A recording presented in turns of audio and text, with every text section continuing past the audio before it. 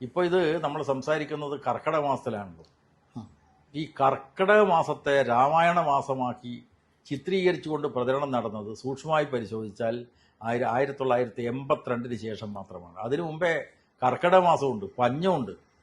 അക്കാലത്ത് രാമായണം വായിക്കാറുണ്ടാറ്. അന്ന് വീടുകളിലൊക്കെ രാമായണം വായിക്കും. പക്ഷേ ഈ രാമായണ മാസാചരണം എന്ന് പറഞ്ഞിട്ടുള്ള ഒരു വർഗീയമായിട്ടുള്ള ചുവയോടുകൂടിയുള്ള പ്രചരണം വന്നത് അത് RSSന്റെ ഇടപെടലോടുകൂടി തന്നെയാണ്. അപ്പോൾ അതുകൊണ്ട് ഞാൻ പറഞ്ഞത് എന്താണെന്ന് വെച്ചാൽ, ഹിന്ദു എന്ന് വിളിക്കപ്പെടുന്ന മതമേ ഇല്ലല്ലോ എന്ന് ശ്രീനാരായണ ഗുരു പറഞ്ഞിട്ടുണ്ട്. അതാണ് ഇവിടെ ഉണ്ടായിരുന്ന ജാതിയാണ്.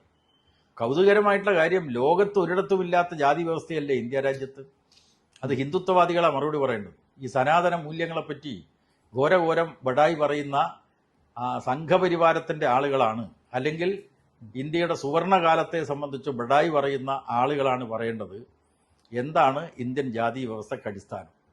ലോകത്ത് ഒരിടത്തുമില്ലാത്ത ഏർപ്പാടല്ലേ തൊട്ടുകൂടായ്മ, തീണ്ടിക്കൂടായ്മ, ദൃഷ്ടിയിൽപ്പെട്ടാൽ പോലും ദോഷമുള്ള ഒരു വിഭാഗം എന്ന നിലക്ക് മനുഷ്യരെ വിഭജിക്കുന്ന ഒരു വ്യവസ്ഥയാണ് ധാർമ്മിക മൂല്യങ്ങൾ എന്ന നിലക്ക് വിശേഷിപ്പിക്കുന്നത്.